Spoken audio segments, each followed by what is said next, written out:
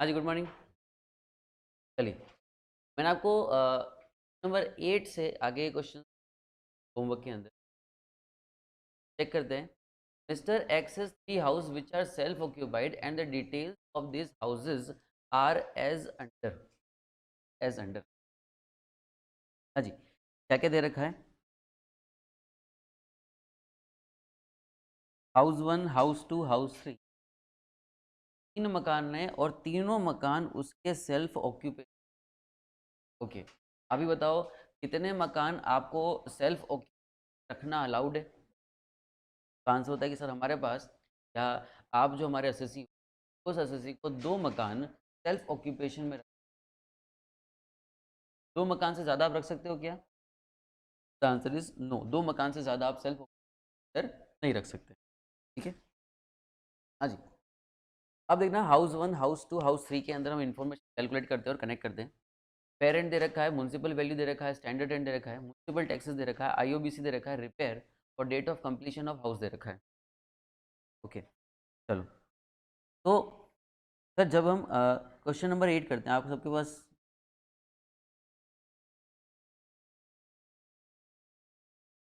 तो हमारे पास 3 अलग-अलग ऑप्शंस, ऑप्शन 1, ऑप्शन 2 और ऑप्शन 3।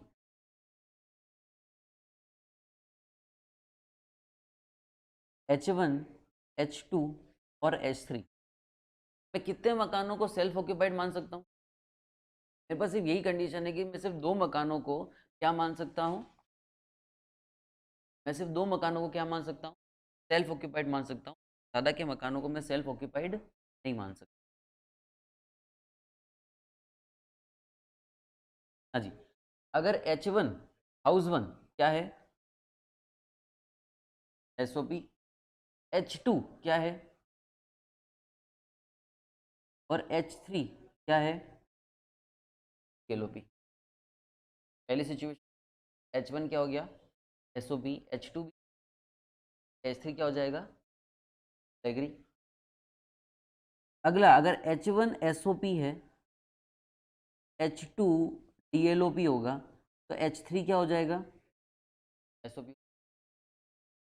तीसरी सिचुएशन में H1 क्या हो जाएगा? डीएलओपी। तो H2 क्या हो जाएगा? एसओबी। और H3 क्या हो जाएगा आपका? बोलो एग्री। ठीक है, ओके। अब बताओ अगर आपका H1 में आ जाओ, अगर H1 एसओपी होता तो इसकी एनएवी तो क्या कंसीडर कर देंगे हम? दिल कंसीडर कर देंगे, ऊपर की वैल्यू का कोई मतलब, और सीधा इंटरेस्ट ऑन बोरोड कैपिटल आ जाएगा। अब इंटरेस्ट ऑन बोरोड कैपिटल यहाँ आ रहा है 3। ठीक है, मैक्सिमम इंटरेस्ट कितना अलाउड है? 2 लाख। इंटरेस्ट कितना अलाउड है? और 2 लाख एक मकान का है कि दोनों मकान का है? दोनों मकान का मिला करके 2 लाख रुपए अलाउड है। ठीक है, तो अपन H1 में एक बार कितना लिख देते हैं? 2 लाख लिख देते हैं, तो आगे का भी नहीं बता। H2 एसओपी तो कितना आ रहा है? तो ये मैक्सिमम 2 लाख ही है। ये कितना इंटरेस्ट? 290, तो मैक्सिमम कितना हो जाएगा? 2 लाख। अब ध्यान रखना यहाँ पर चाहे दूसरा कलर का पेन लेकर के लिख देना कि मैक्स कितना हो जाएगा, ये मैक्स नहीं हो सकता है उससे ज़्यादा। ये दोनों का मकान मिलाकर के 2 लाख हो सकता है मैक्सिमम।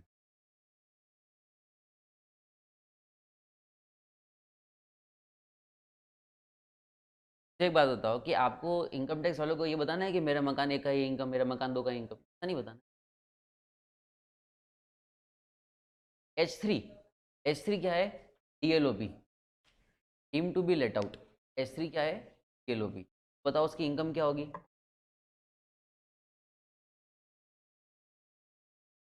H3 डीएलओपी है, तो इसकी डीएवी बताओ कितनी आ रही है?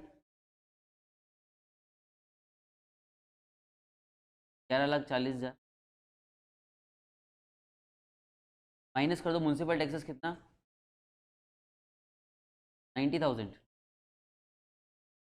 एनएवी कितना बचा? 10 लाख। माइनस कर दो 30% कितना हो रहा है?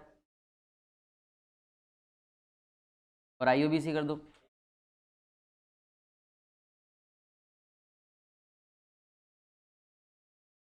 क्या बचा? 5 लाख।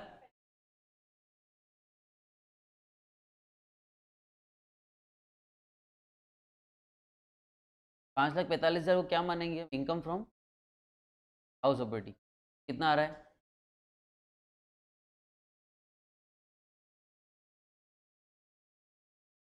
यही आपकी इनकम 3,45,000। किसने सही किया था?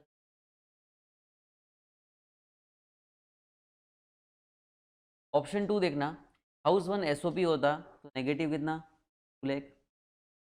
हाउस 2 डीएलओपी होता, बोलो इनकम कितनी आ रही है?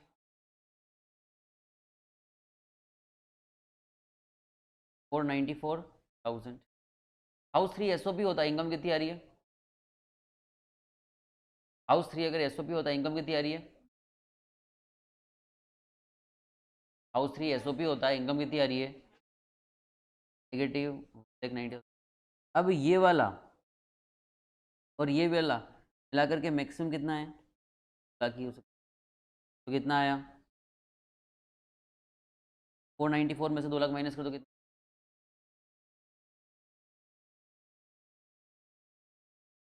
क्या आ गया आपका? 2,94,000। क्लियर है? चलो, अब आ गया हाउस 3। हाउस 3 अगर डीएल हाउस 1 अगर डीएलओपी होता, कितना आ रहा है इनकम? 3 लाख, सॉरी, ये आ रही है 3,96,800। ये क्या हो गया आपका? DLOP, deem to be let out. House 2 अगर एसओपी होता तो 2 लाख नेगेटिव। हाउस 3 अगर एसओपी होता 190,000।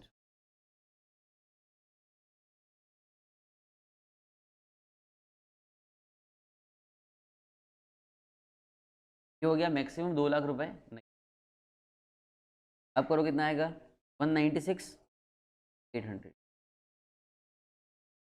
तीनों में से सबसे छोटा कौन सा है?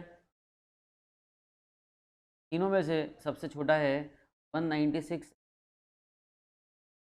है, 196,800। तो आपकी इनकम फ्रॉम हाउस प्रॉपर्टी कितनी रहेगी?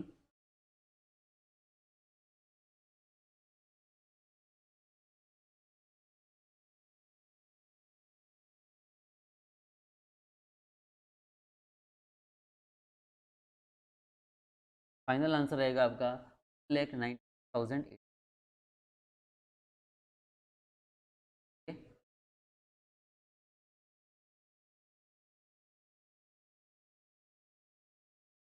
क्लियर? किसी का पूरा सही था आंसर? क्वेश्चन नंबर 9 हो चुका था, 10 हो चुका था, 11 हो चुका था, 12 हो चुका था, 13 नंबर आ जाओ 14 पर।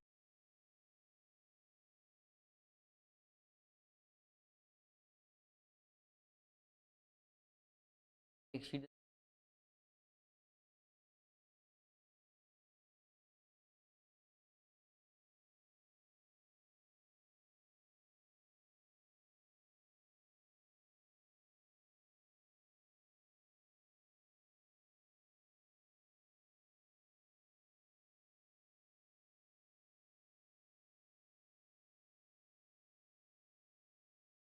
क्वेश्चन नंबर 14 देखना, mister x own has one house property eight Indira Nagar इन बेंगलोर।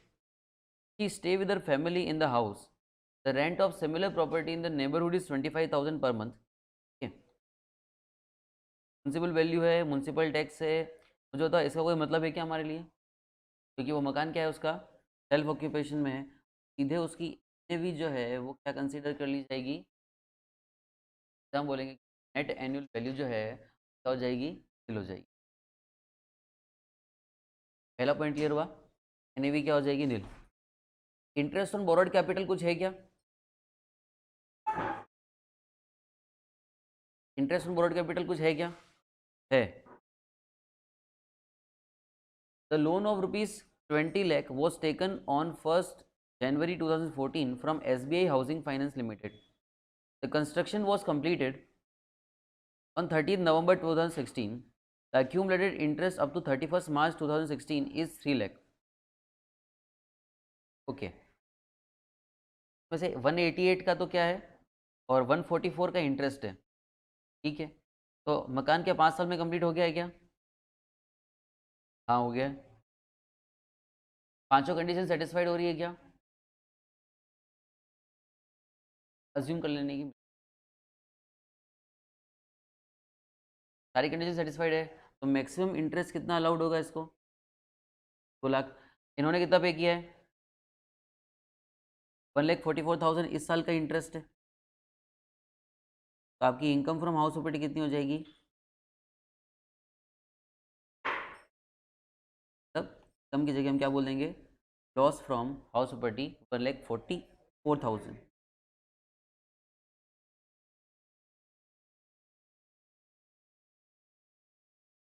एक मिनट, एक मिनट।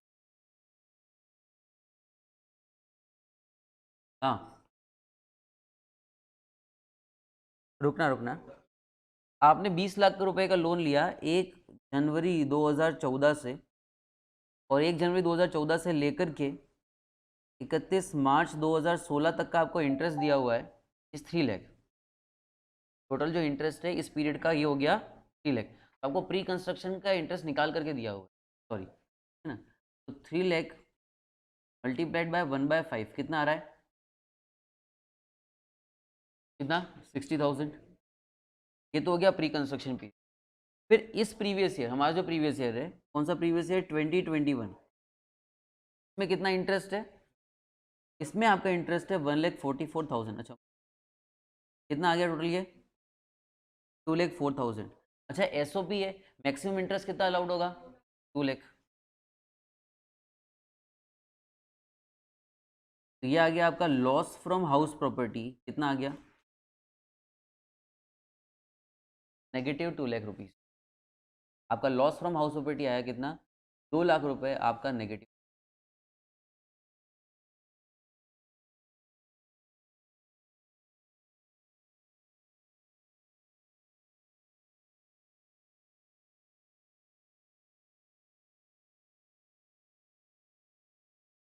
किसने यही किया था?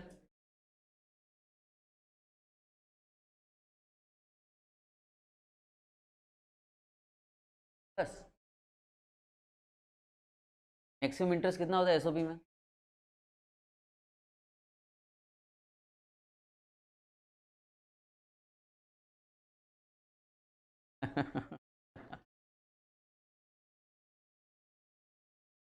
मैं थोड़ी ले रहा हूँ, तुम ले रहे हो मुझे मेरे।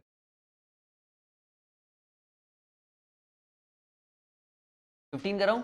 तुमने क्या किया? तो तुमने मेरे वाली गलती करी। मैंने भी ध्यान नहीं दिया, वो पेज पढ़ी नहीं। 2 लाख तक पहुंच गया, 2,04,000 तक पहुंच गया था। तो 2,04,000 तक पहुंच गए थे, फिर ठीक। चलो 15 करते हैं।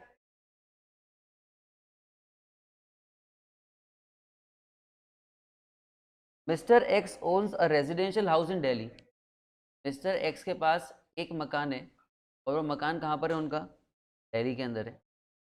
The house is having 2 identical unit, the first unit is self occupied and another is rented for 55,000 per month. अच्छा, ये बहुत अच्छा question. And the rented unit was vacant for 3 months. बहुत अच्छा क्वेश्चन है। तो 15, कोई मुझे बताना चाहता है कि किसने क्या? बोलो। दोनों, हाँ दोनों मिला के बोल दो, फाइनल आंसर बोल दो। लॉस को सेट ऑफ करके बोल दो। 2 2 278,652 सेम है? किसका सेम है?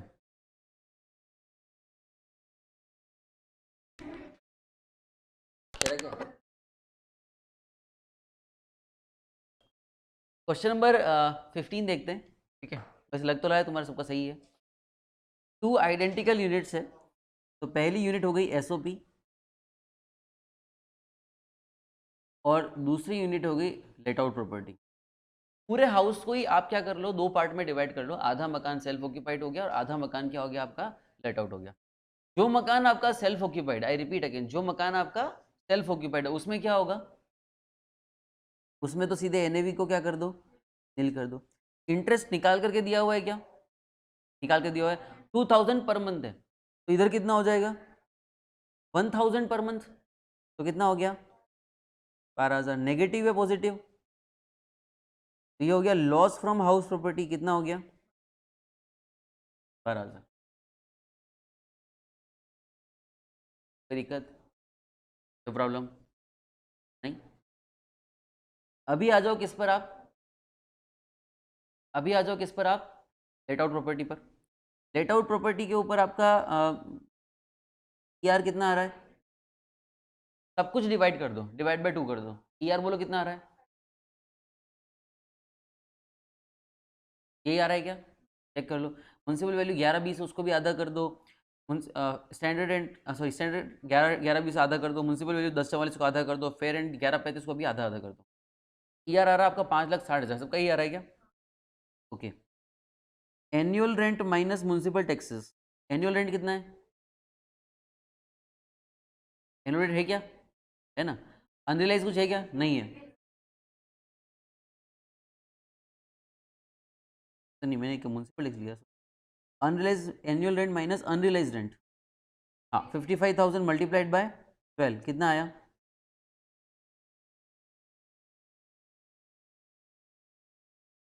640, 660, ये आ रहा है आपका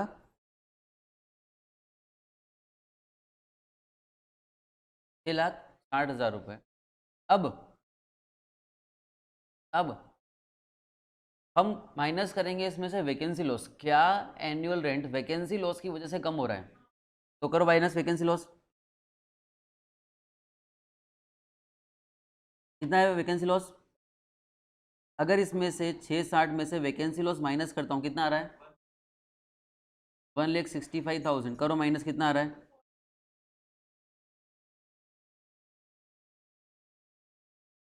495,000। उसकी वजह से कम हो रहा है। हाँ, तो हमारी GAV क्या हो जाएगी? 4,95,000। किसने सही कर लिया था ये? सही किया था क्या? हाँ, अच्छा पूरा मकान टैक्सल कर दिया इसने। माइनस म्युनिसिपल टैक्सेस करो, कितना आ रहा है क्या कुछ? आधे करने पड़ेंगे ये भी। 62640। NAV करो, कितनी आ रही है? 431, 432, 360। माइनस 30% करो, 129,708। IOBC करो, कितना आ रहा है? 290,652। ये पॉजिटिव हो गया और ये लॉस हो गया। बिल्कुल सबका सही आंसर सही था। 2,78,650। Very good.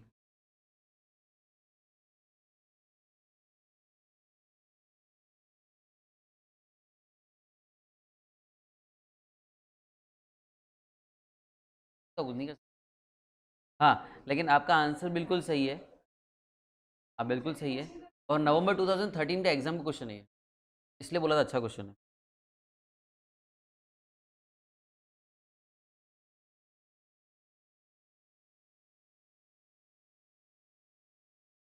बोलो आगे बढ़ूं?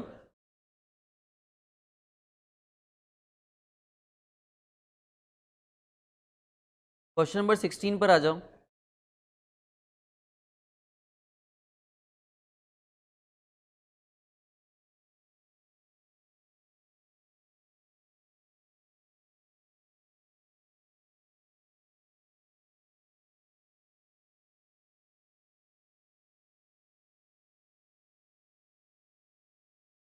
Mr. X owns one residential house in Mumbai.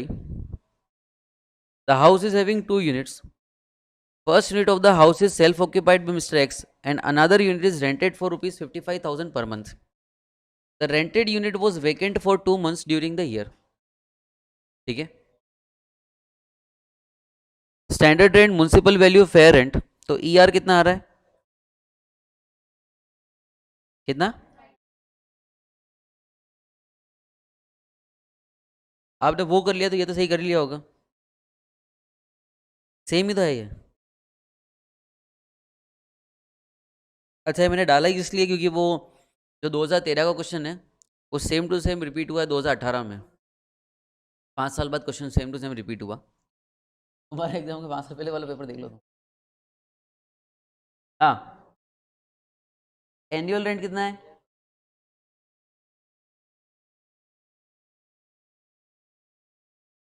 कितना हो गया? 6। इसमें से वैकेंसी माइनस करो, कम हो रहा है क्या? हो रहा है क्या कम? 1,10,000 कम हो रहा है? कहाँ कम हो रहा है? नहीं हो रहा है ना? हाँ, हायर हो जाएगा। वैल्यू कितनी आ रही है? कितनी आ रही है? 5 लाख माइनस म्यूनसिपल टैक्सेस कितना? 6675।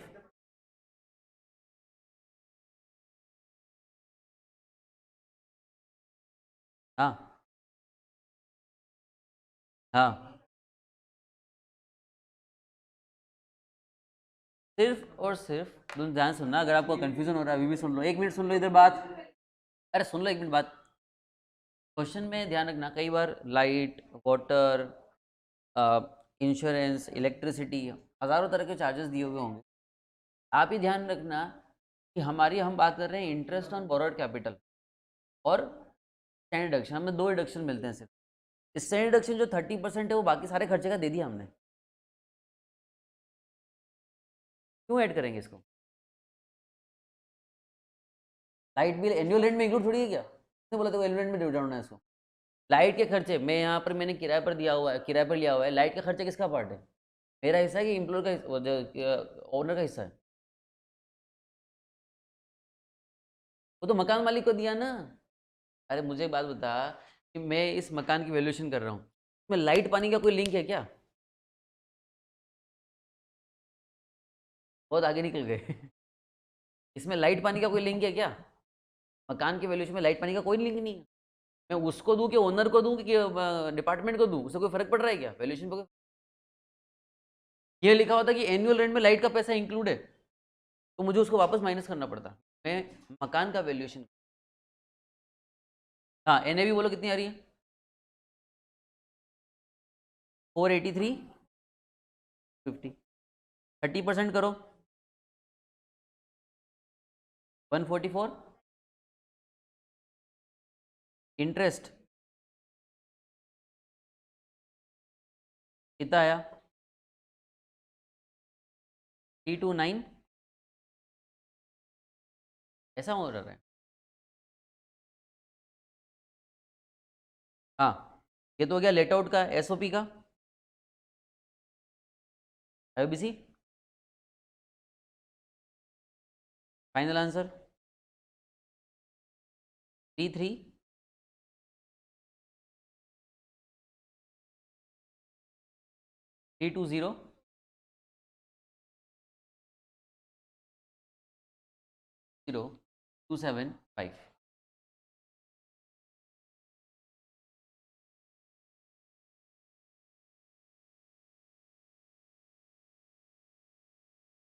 हाँ, आराम से कॉपी कर लो, कॉपी कर लो आराम से।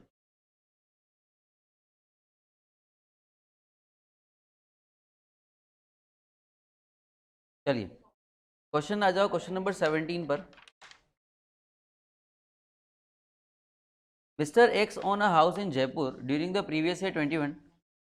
2/3 of the portion was self-occupied and 1/3 was let out for rupees 8,000 per month. Municipal value of the house is 3 lakh. Fair rent is 270. Standard rent is 330. He paid municipal taxes at the rate 10% of municipal value during the year. हाँ जी, अब बताओ मुझे municipal value कितनी आ रही है? आप तो एक काम करो, पहले 2/3 और 1/3 में डिवाइड कर दो। 2/3 में क्या कर रहा है वो? सेल्फ ऑक्यूपाइड है। और 1/3 में क्या है? लेट आउट है। ठीक है?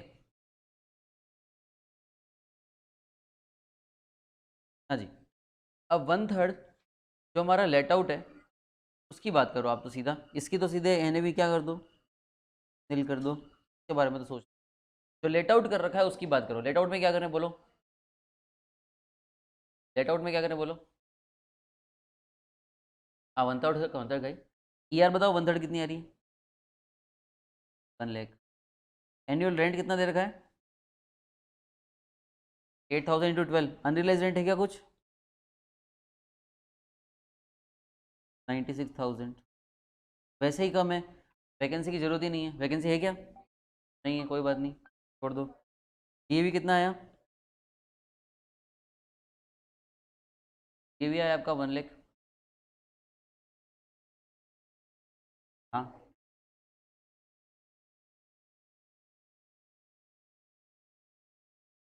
हाँ, ये भी आ गया आपका कितना? 1 लाख। माइनस हम क्या करेंगे?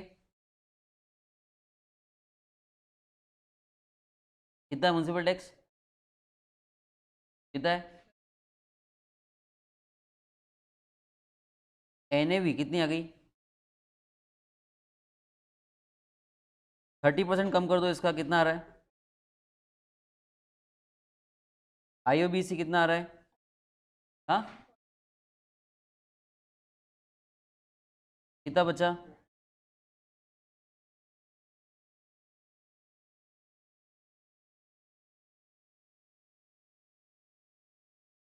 थाउजेंड आपका क्या बचा? इनकम ये लेट आउट वाला हो गया। SOP में इधर इंटरेस्ट,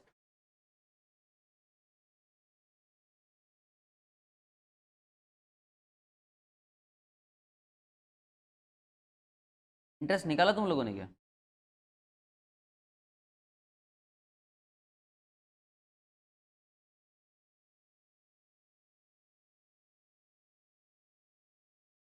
कितनी इनकम आई? हाँ, लॉस फ्रॉम 50।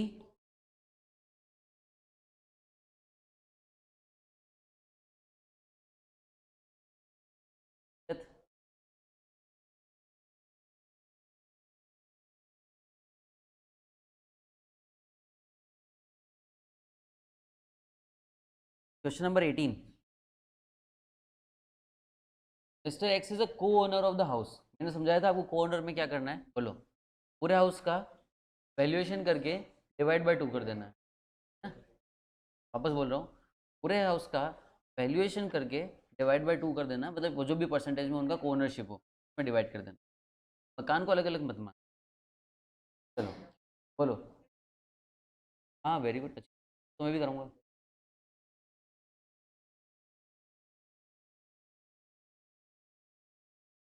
हाँ जी। Municipal value of the house दे रखा है, फेयर रेट दे रखा है, स्टैंडर्ड रेट दे रखा है। ER तो सबका सेम आ रहा होगा। कितना आ रहा है? 1,60,000। AR annual rent minus unrealise rent कितना आ रहा है? 1,80,000। कोई वैकेंसी लॉस है क्या? नहीं है। तो आपकी GAV आ गई कितनी? 1,80,000 माइनस म्यूनसिपल टैक्सेस। पढ़ लेते, 1 मिनट का लिखा हुआ है। The loan for the construction of the properties jointly taken and interest charge by the bank is 25,000। उसमें से 21,000 का पेमेंट कर दिया, ठीक है। Interest on unpaid interest allowed नहीं होगा। To repay this loan X and brother have taken a fresh loan, उसका इंटरेस्ट अलाउड हो जाएगा। The municipal tax is 5,100 has been paid by the tenant, तो क्या हो जाएगा? नील हो जाएगा, क्योंकि म्यूनसिपल टैक्स का पेमेंट किसने किया है? टेनेंट ने। कब अलाउड होता है? The paid by. तो आपकी NAV नेट एनुअल वैल्यू आ गई 1,80,000। माइनस हम क्या करेंगे? माइनस हम करेंगे standard deduction at the rate 30%। कितना हो गया?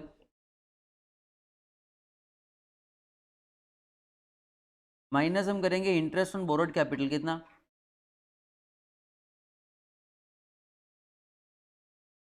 कितना हो गया?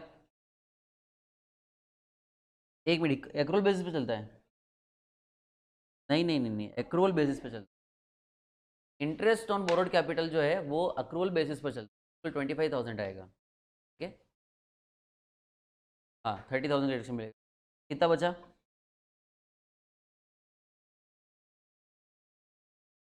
96,000। किसका सही था? इंटरेस्ट जो है वो एक्रूवल बेसिस पे चलता है। पे कब? वो म्यूनसिपल टैक्स के लिए बोला। क्या ही लिखा है, देखो पूरा प्रोविजन पढ़ लोगे, लिखा है। प्रोविजन देखना पड़ेगा ना।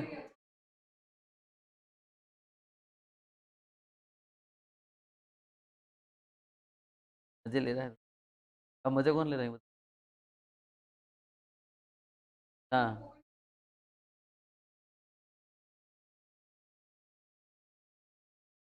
इफ इंटरेस्ट इज पेड और payable on such money. Paid और पेबल ना, पेबल मतलब कि जितना इस साल का एक्रूवल बेसिस पर आ रहा है उतना इंटरेस्ट का आपको डिडक्शन तो भी मिल जाएगा। हाँ हाँ, करना ही पड़ेगा तो सर, बैंक का लोन है तो घर घर जब्त कर लेंगे। नॉर्मली तो करना ही पड़ेगा। नॉर्मली 90% केस में लोगों की मकान की इंस्टॉलमेंट आ जाती है टाइम। कार की इंस्टॉलमेंट मैंने बहुत सुना है कि नहीं आई, कार जब्त हो गई, ये मैंने बहुत सुना है। नॉर्मली घर की तो आ जाती है। कमर्शियल वो तो पर्सनल भी जाते हैं, बहुत से जाते हैं। पर्सनल भी बहुत सारे जाते हैं कार में तो बहुत से केसेस हैं। ठीक है। हाँ जी, आगे बढ़े। चलो क्वेश्चन वाली शीट पर आ जाओ। 18 भी हो गया, क्वेश्चन नंबर 19 पर आ जाओ। बहुत क्वेश्चन डाल दिए इस बार।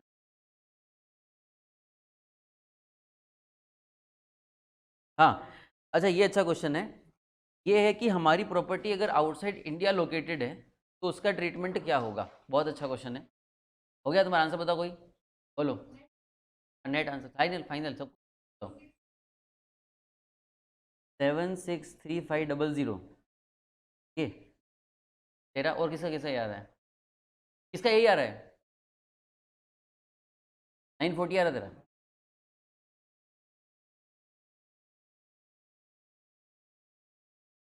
ऐसा?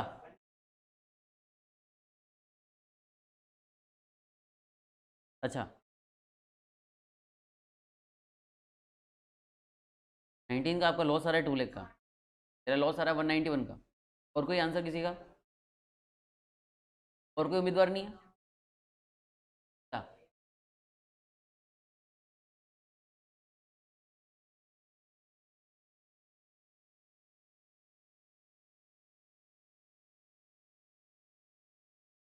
चलो मैं करा दे, हार्ड देना, घर की बात है।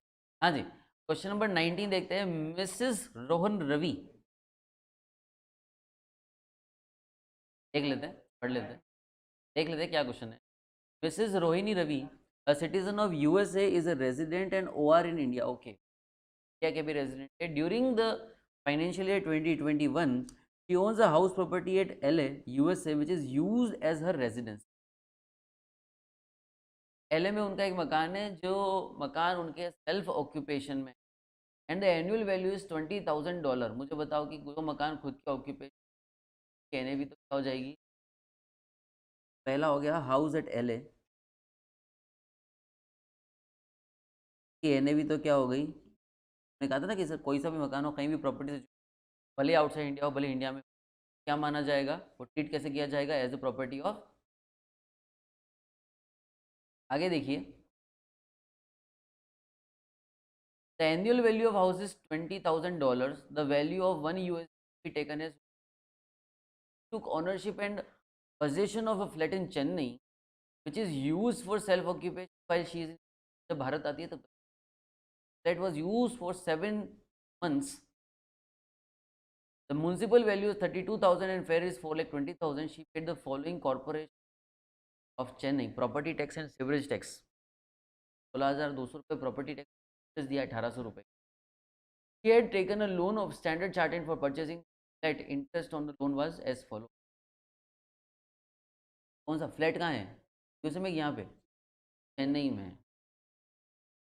ओके, प्रायर टू 1 अप्रैल 20, फिर 1 अप्रैल 2020 से 31 जून 2021, और फिर उसके बाद का आपको इंटरेस्ट दिया हुआ, तो इस यूएसए वाली प्रॉपर्टी का तो कोई मतलब ही नहीं है।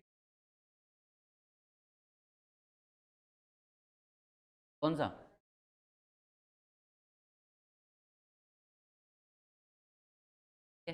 पीछे होगा। हाँ जी, तो ये यूएस वाली प्रॉपर्टी का तो कोई मतलब ही नहीं है। हाउस इन इंडिया में भी खाली इंटरेस्ट का कैलकुलेशन करना है, बाकी तो एसओपी है। तो एनएवी तो इसकी भी क्या हो गई, बड़ा सा तो क्वेश्चन है। अब हम बात करेंगे खाली इंटरेस्ट की। अब बोलो इंटरेस्ट की क्या बात करें। 49,000 आया।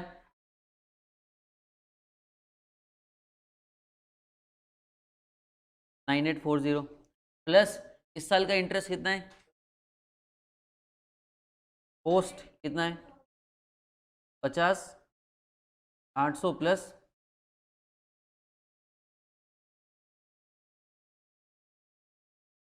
कितना हो गया 180 to 100, क्या आ गया 9840।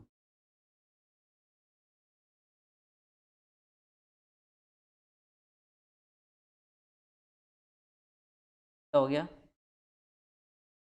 191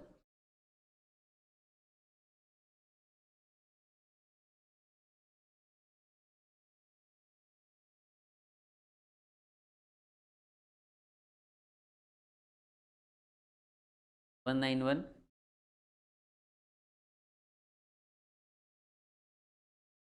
दिक्कत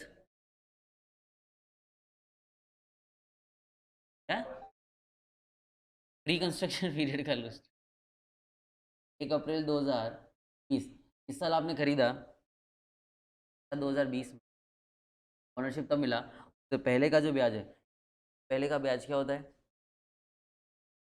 रिकंस्ट्रक्शन आई इक्वल तूने ये नहीं किया था, अच्छा ये नहीं किया, नहीं चलो। एक्चुअली क्या होता है आजकल फ्लैट में भी क्या होता है, फ्लैट में जो हम परचेस करते हैं तो पोजीशन उस टाइम हाथों हाथ नहीं मिलता अपन को, में क्या होता है आपको पहले मकान का क्या होता है लोन करवाना पड़ता है, आप मकान का लोन कराते हो तो फ्लैट अंडर कंस्ट्रक्शन होता है कई बार, यहाँ क्या लिखा है that she took ownership and position of flat in 1 जुलाई, तो मतलब हो सकता है उसने मकान का जो बुकिंग करा दी हो वो कब करा दी हो, फ्लैट की बुकिंग जो करा दी हो कब, इसलिए वो कौन सा इंटरेस्ट हो जाएगा, प्री कंस्ट्रक्शन पीरियड। हाँ तो कंस्ट्रक्शन मैं अभी भी कह रहा हूँ कंस्ट्रक्शन के लिए आएगा, मैं अभी भी कह रहा हूँ कंस्ट्रक्शन के लिए आएगा, ये कहाँ लिखा है इसमें कि वो फ्लैट है, वो फ्लैट फ्लैट का कंस्ट्रक्शन नहीं होता है क्या, फ्लैट क्या दुकान से खरीद लेते हो क्या, फ्लैट का भी तो कंस्ट्रक्शन होता है, नहीं नहीं किसने कहा, अरे खाली जमीन में भी फ्लैट बिक जाते हैं, तो क्या बात कर रहे हैं, ये लिखा हुआ है ना हिंट, तो उससे पहले का ब्याज लगा है,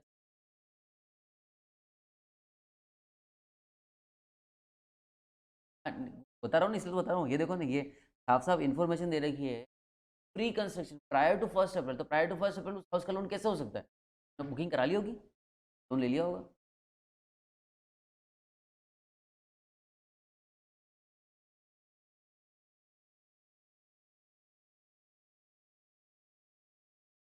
हाँ जी, क्वेश्चन नंबर 20 ये हो गया, आंसर 7 लाख 763,500 आ रहा है इसका आंसर, किसका आ रहा है ये 763,500, बाकी लोगों ने किया नहीं क्या, आंसर अलग आ रहा है, चलो करते हैं।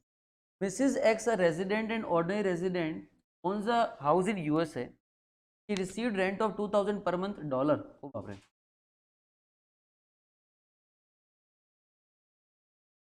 कटे पूरा question, she paid municipal taxes in dollar, 1500 dollar दिए, she also owned 2-storied house in Mumbai, ground floor is used as residence and first floor is let out at a monthly rent of 10,000। एक होशियार है Mrs x, एक America में मकान है जो किराए पर दे रखा है, $2,000 महीने का किराया, एक मकान उदयपुर एक मकान मुंबई में है, एक और मकान कहाँ पर है, मुंबई में है, उस मुंबई वाला मकान में आधा मकान पे खुद रह रही है, आधा मकान और किराए पर दे दिया, तो बड़ी बात है मुंबई में मकान होना है।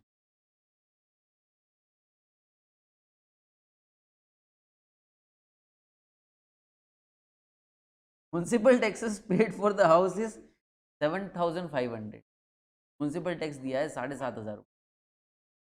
Mrs X has constructed the house by taking a loan from a nationalised bank for 30 June 2017, X had constructed the house by loan from nationalised bank,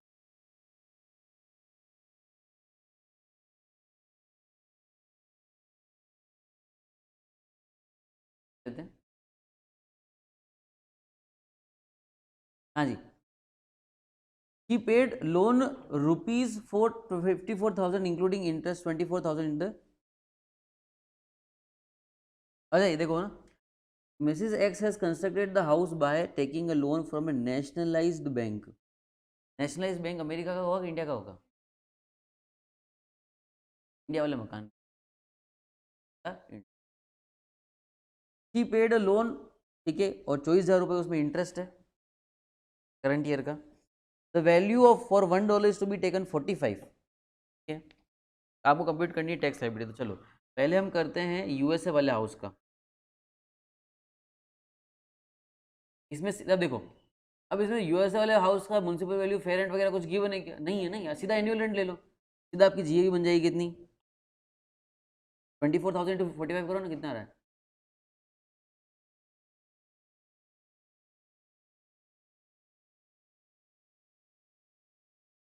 कर सकते हो, ठीक है।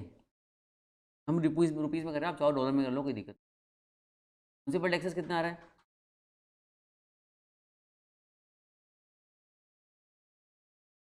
कितना आया? 30% कम करो, 3,03,000। आईओबीसी कम करो, आईओबीसी है कुछ आंसर बोलो? 7,00,000, 8,000।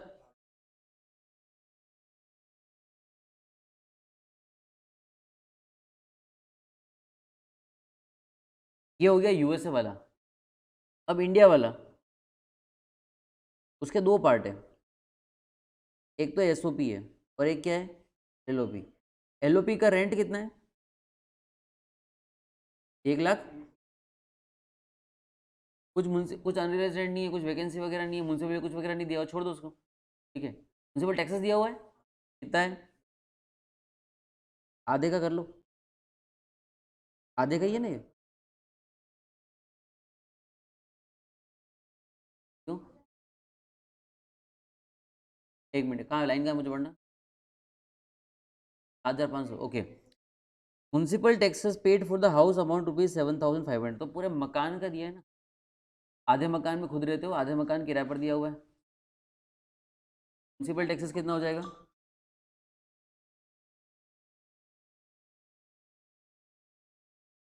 37, कितना बचा?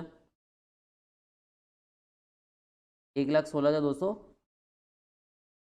ये आ गई आपकी एनएवी, आ गई 1,16,200, ठीक है। किसका सही था यहाँ तक? माइनस करो 30%, 34,877। आईओबीसी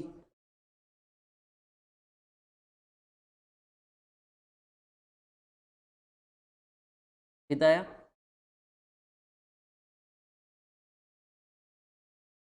क्या क्या? 69,375। क्या हो जाएगी ये? Income from house property let out portion, check कर लो एक बार, ठीक है। हाँ जी, अब जो पोर्शन आपने क्या कर रखा है, एसओपी में ले रखा है, कि एनएवी तो क्या हो गई, इंटरेस्ट 12,000।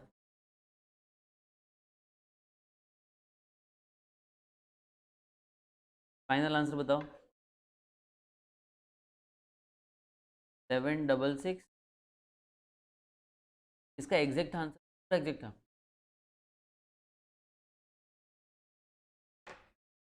मिस्टेक करी।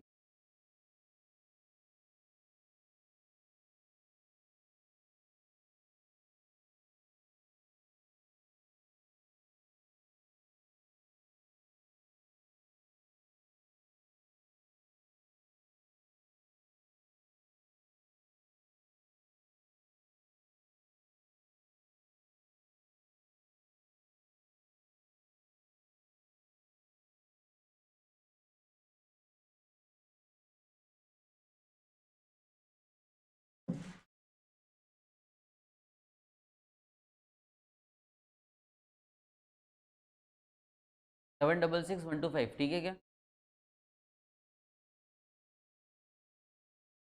कॉपी कर लिया? 21 करो।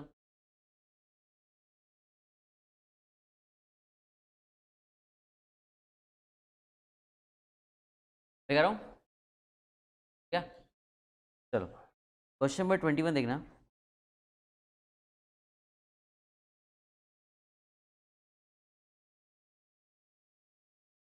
Mrs. X, a resident and ordinary resident of individual, owns a house in USA. She received rent 2000, हो गया था ना sir? Mrs. Mr. X has let out one house along with generator facility and charged 40,000 per month as rent, and 3,000 per month is attributable to, ये देखना, ये मैंने question पहले ही दिया, ये आइडेंटिफाई करने के लिए कि तुम्हारा दिमाग कितना चलता है। अब मुझे बताओ, में जो आपने रेंट लिया वो कितने अमाउंट के लिए? किसके ने 40,000 लिया, तो 37,000 लिया। 37,000 क्यों लिया? 3,000 रुपये का है, ठीक है। और अगर मैं आपको ये नहीं भी पढ़ाऊँ, अगर एक्ट में लिखा हुआ नहीं, तो भी मुझे बताओ कि हम जो वैल्यूएशन कर रहे हैं वो किसका कर रहे हैं? We are valuing come from house property, और हम जो वैल्यूएशन कर रहे हैं वो किसका कर रहे हैं? मकान का कर रहे हैं। तो ना ये वाला पॉइंट है, तो आपने अभी कुछ ये वाला पॉइंट है, उन्होंने डायरेक्ट 37,000 कर दिया, वेरी गुड। उन्होंने पहले 40,000 से वो समझ लो, चलो पहले कोई दिक्कत नहीं। When you receive a composite rent, rent receive करते हो, जब आप कंपोजिट रेंट रिसीव करते हो मतलब कि टोटल जो अमाउंट है वो एज अ रेंट रिसीव देखना। A person may let out a house property along with some facilities like generator, security etcetera. आजकल ये मेट्रो के अंदर बहुत सारा ट्रेंड है, क्योंकि मेट्रो के अंदर क्या होता है, आप जो फ्लैट रेंट पर देते हो उसके अंदर चार्जेस लगता है, उसका फैसिलिटी चार्जेस लगता है, जनरेटर का पैसा अलग, सिक्योरिटी का पैसा, साफ सफाई का पैसा अलग, ठीक है। आजकल तो एक नया ट्रेंड हो गया, पार्किंग का पैसा और अलग, पार्किंग भी परचेज करनी पड़ती है। हाँ, जो फ्लैट वगैरह खरीदते हो वो पार्किंग भी अलग खरीदनी पड़ती है, फ्लैट तो खरीदी, पार्किंग भी खरीद, सच में, ठीक है, वो बहुत महंगी पड़ती है पार्किंग। और लोग तो क्या करते हैं आजकल के ना, गाड़ी भी ना, एक गाड़ी का ट्रेंड तो रहा ही नहीं, दो दो गाड़ी का ट्रेंड आ गया है। घर के अंदर दो फोर व्हीलर, तो दो दो तीन तीन पार्किंग खरीद, पहले फ्लैट खरीदने से पहले देखते हैं कि यार पार्किंग मिल रही है या नहीं मिल रही, क्योंकि गाड़ी कहाँ पार्क करोगे, बहुत मुश्किल समझ, बहुत मुश्किल समझ।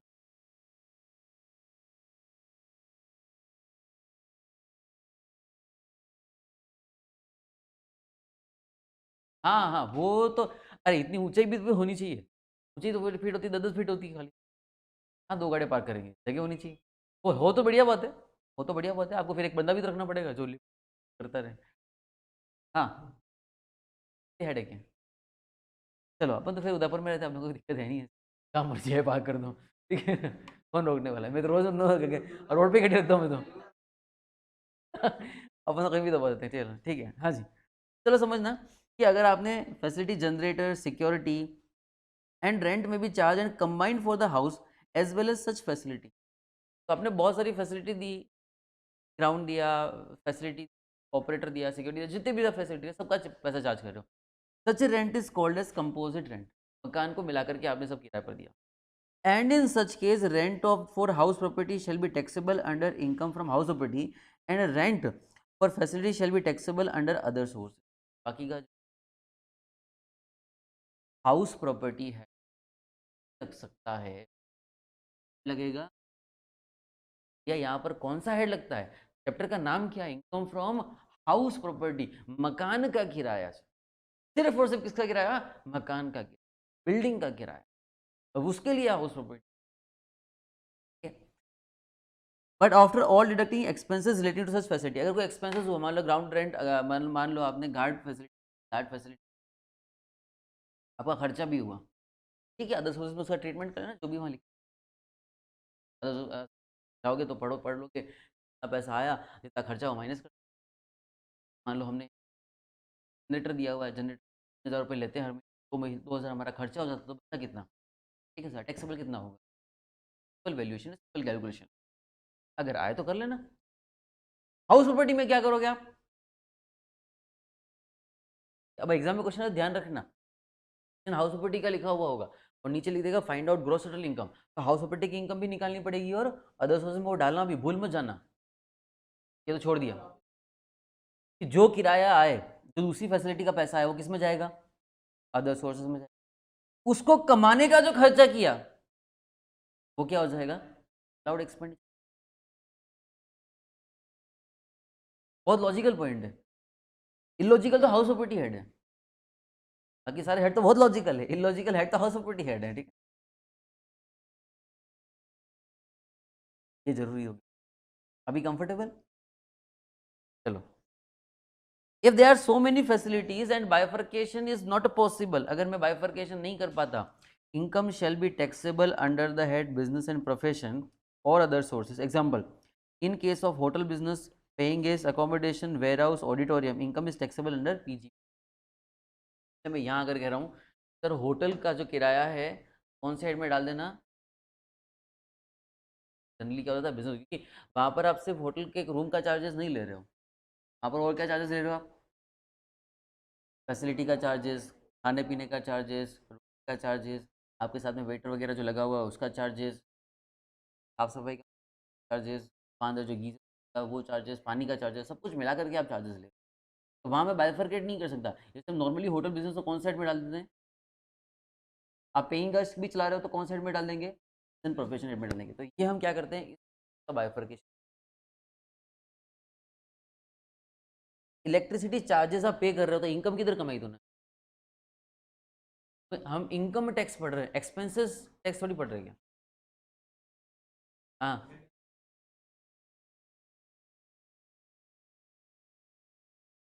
हाँ तो तेने लिया 3,000, भरा 3,000, तो बचा क्या तेरा?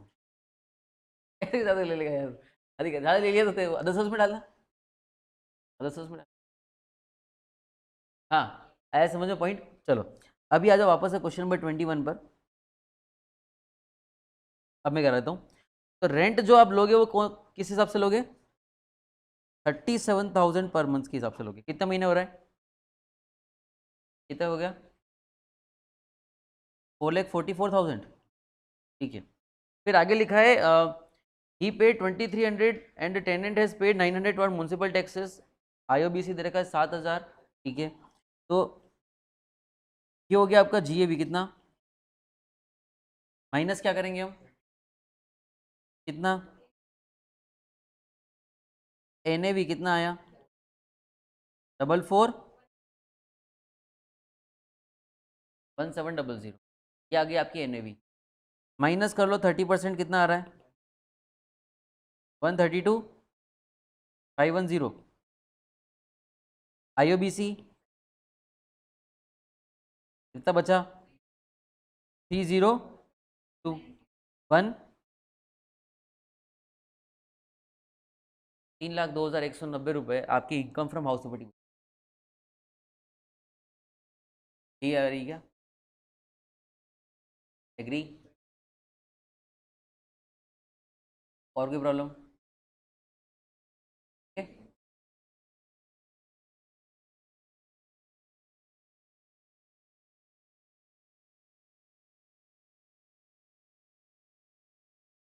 चलो,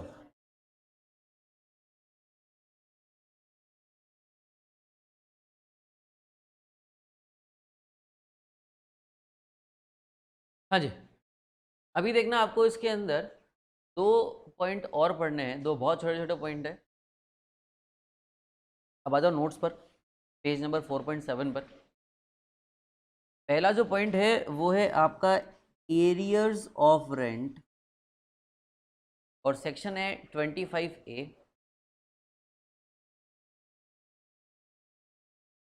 और दूसरा है आपका अनरियलाइज रेंट। पहले एरियर ऑफ रेंट को समझते हैं। तो पहला क्वेश्चन आता है कि what do you mean by arrears of rent?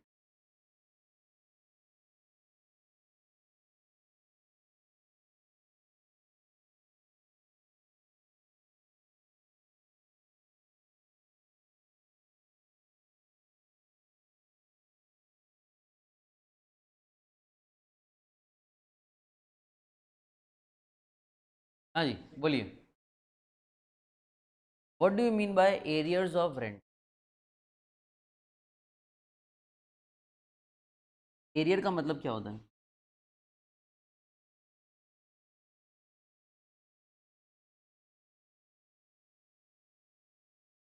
हाँ, आगे। What do you mean by arrears of rent?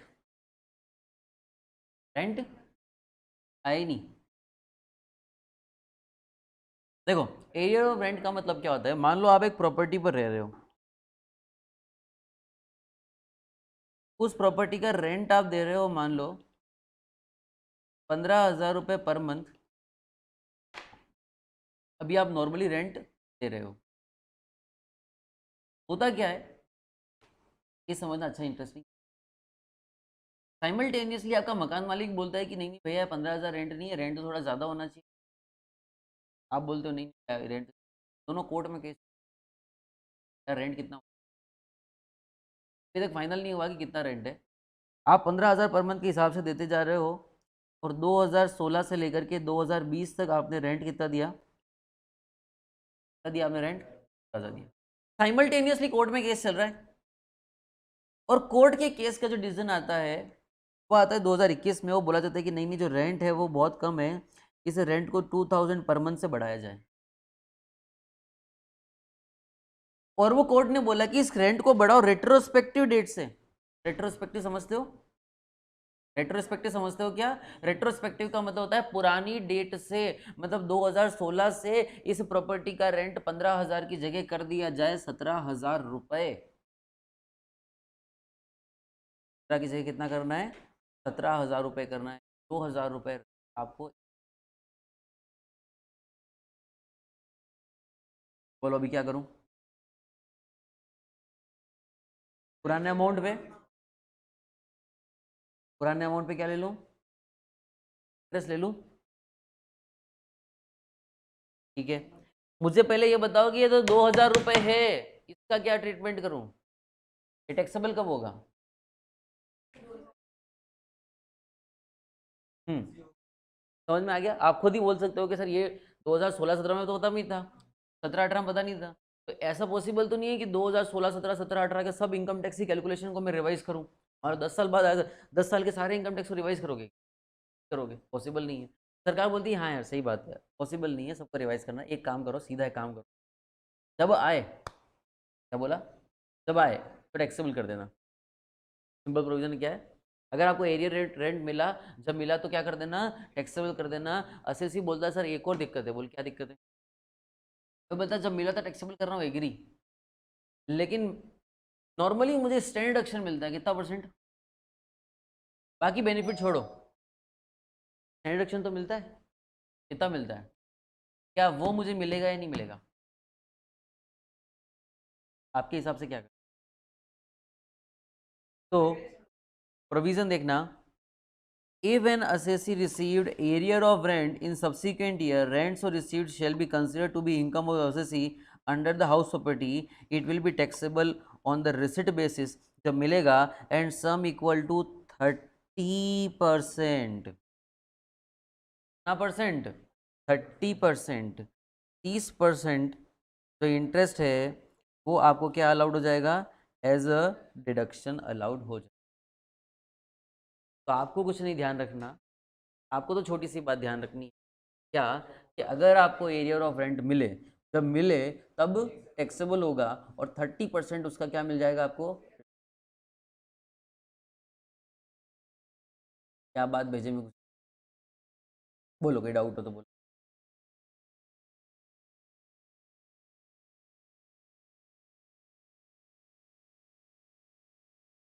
आपको नहीं करना, आपको ये कैलकुलेशन नहीं करनी कि कितना अमाउंट मिलेगा, कितना मिलना चाहिए था। क्वेश्चन में अमाउंट दिया होगा कि एरिया ऑफ रेंट।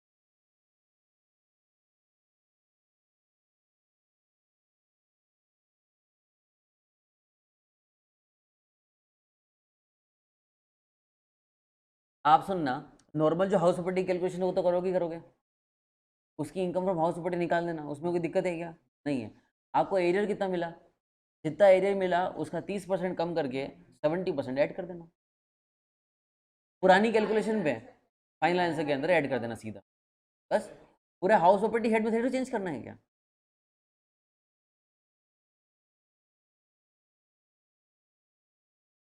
हाँ लिखा ना, टैग से तो लिखा। जब इनकम में जुड़ेगा तो टैक्स लगेगा नहीं लगेगा? अभी दे रहा है क्या? अभी दे रहा है क्या म्युनिसिपल टैक्स? कब दे रहा था?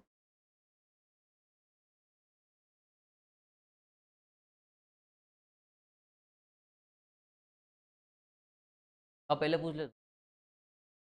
हाँ जी। अब समझना अगला पॉइंट। नेक्स्ट पॉइंट है रिकवरी ऑफ अनरियलाइज रेंट।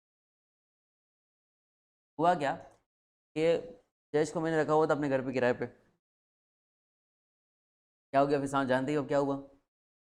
भाग गया। मैं नहीं बोल रहा हूँ, ये बोल रहे हैं, ये कुछ नहीं बोल रहा, ये बोल रहे हैं कि पैसा खा करके भाग गया। ये बोल रहे हैं किराया खा करके क्या हो गया, ठीक है। लेकिन 4-5 साल वापस आया इंटर पढ़ने के लिए आया था। अभी आया, बोले सर वो जो किराया था वो देना भूल गया। क्या बोल रहे हैं होशियार, क्या बोल रहे हैं? सर वो किराया था वो देना मैं भूल गया। होशियार कितना है? तो बोला वाह ठीक है, आया सो पाया, ले लो। अब जैसे ही मैंने जेब में लेके रखने लगा, इधर से मोदी जी आ गए। हाँ किराया मिल गया। अभी अभी क्या करूँ? फंस गया यार मैं तो यार। ठीक है। अब अगर आपने पैसा रिसीव किया है, वापस से क्या हो जाएगा? टैक्सेबल तो होएगा ही होएगा। सरकार बोल रही है कि कुछ मत करो। अच्छा तुम बताओ क्या करें? तुम बताओ तुम्हारे हिसाब से क्या करें? मान लो अपन नहीं पढ़ा, हमको नहीं पता क्या करना है। तुम बताओ क्या करें, तुम्हारे हिसाब से क्या करना चाहिए? मत दो। अच्छा सुनो, अगर ये कैश में दे देगा इधर, तो मैं भी इधर से एकदम छुपा करके ऐसे आंखें बंद करके ऐसे पॉकेट में डाल दूंगा। किसी ने देखा क्या? नहीं देखा। लेकिन इसने मेरे बैंक अकाउंट में जमा करा दिया। अब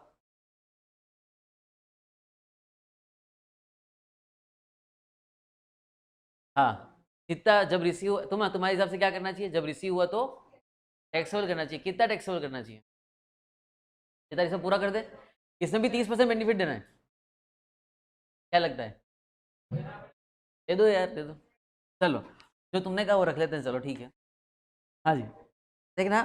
if any assessee has recovered unrealized rent in subsequent year, rent so recovered shall be considered to be income of the assessee under the head house property, and it does not matter whether the assessee has one house property in his name in that year और not. आपके पास वो मकान अब है या नहीं? मान लो मैंने मकान 10 साल पहले मकान पर खरीदा इसको, वो मकान ही बेच दिया मैंने, फिर भी ये भला आदमी बेचारा बोलो ये सर पैसे बाकी रह गए थे, भूल गया था देना, ले लो। कितना भला मानुस है। हाँ, क्या अभी टैक्सेबल होगा ही नहीं होगा? मेरे पास मकान है ही नहीं वो वाला, तो भी टैक्सेबल हो जाएगा क्योंकि आपने पैसा रिसीव कर लिया, और पैसा रिसीव करते हुए आपको मोदी जी देख लिया।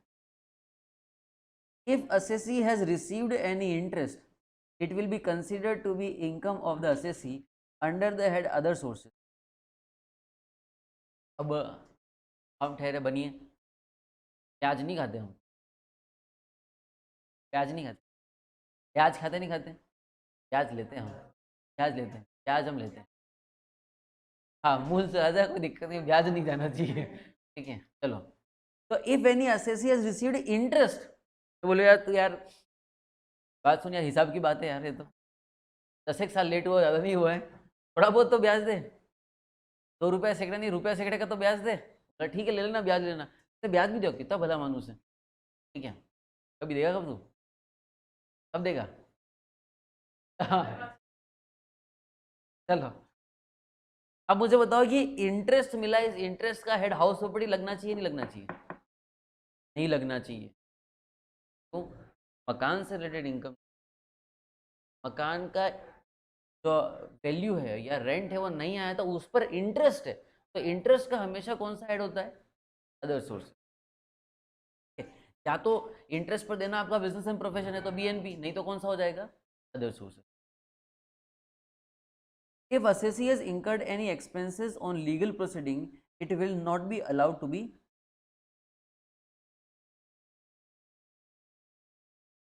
और रिडक्शन कितना मिल जाएगा? दोनों में सेम पॉइंट फॉलो करना है। एरियर ऑफ रेंट मिला, अनरियलाइज रेंट मिला, कितना हो जाएगा? 30% डिडक्शन मिल जाएगा, पहला पॉइंट। बस इस पर टैक्सेबल होगा, बस और कुछ ध्यान। क्वेश्चन नंबर आ जाओ 22 पर।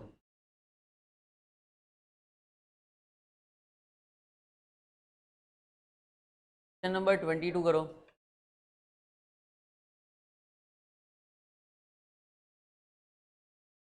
अरे हाँ जी, question number 22। Mister X has let out one house for ₹70,000 per month, fair rent 80,000 per month, municipal value 60,000 per month, standard rent 65,000, municipal tax 40,000 per month, interest भी दे रखा 50,000। वाह, सब कुछ तो दे रखा है। तो ईआर कितना आ गया बताओ मुझे फटाफट। 780, A R minus U R 840, vacancy है ही नहीं, ये भी आ गया 840, माइनस म्यूनसिपल टैक्सेस कितना,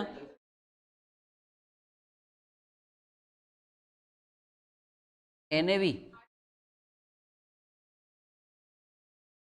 30% कम करो, आईओबीसी कम करो 50,000, कितना आया 5 लाख।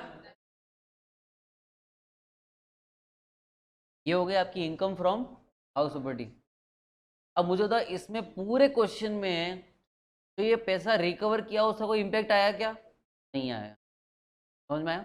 अब आप यहाँ सेकंड पॉइंट डालोगे कि सर यहाँ पर हमारी रिकवरी ऑफ हो रही है, recovery of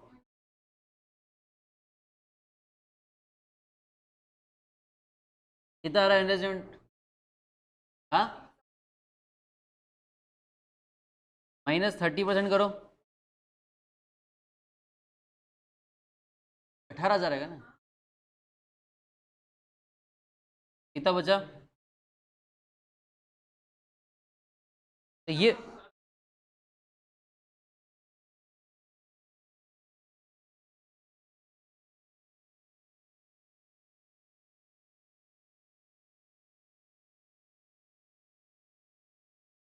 if any legal expenses 30% में सब आ गया ना, 30% में सब आ गया। हाँ बोल।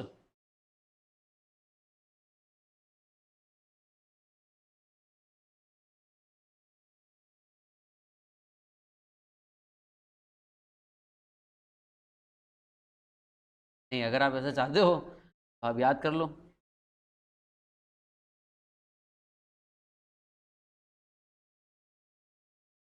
रास्ता कोई नहीं है, आ गया तो तुम्हारी किस्मत है।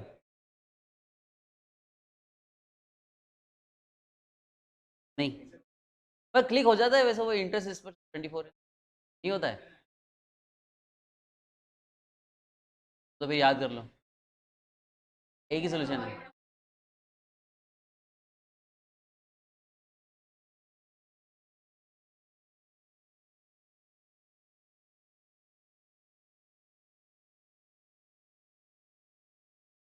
हाँ जोड़ो, कितना हो गया? ठीक है, और कुछ है क्या?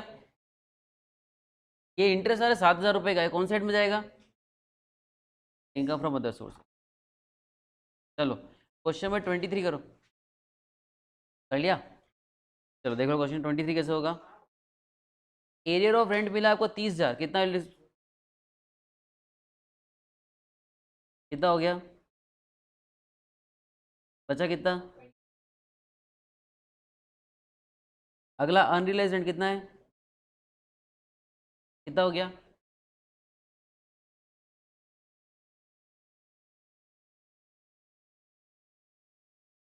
हाँ बहुत पहले आया था।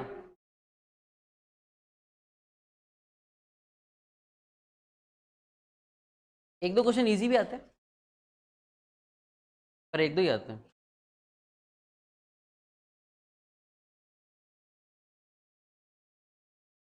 हाँ जी, होमवर्क नोट कर लो।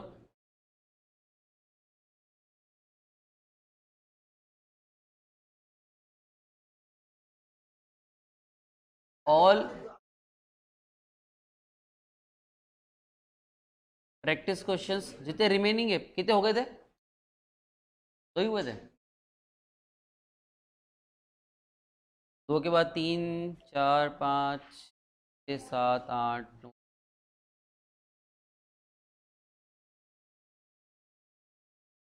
क्वेश्चन नंबर 12 कर लेना है। हेलो, हाँ जी बोलिए। एक मिनट, हाँ। तो होमवर्क मार्क कर लिया सबने? हाँ, इसमें कितने हैं टोटल? 12। और एग्जामिनेशन, हाँ तो क्या है, 13 पेज तो ऑल प्रैक्टिस एंड,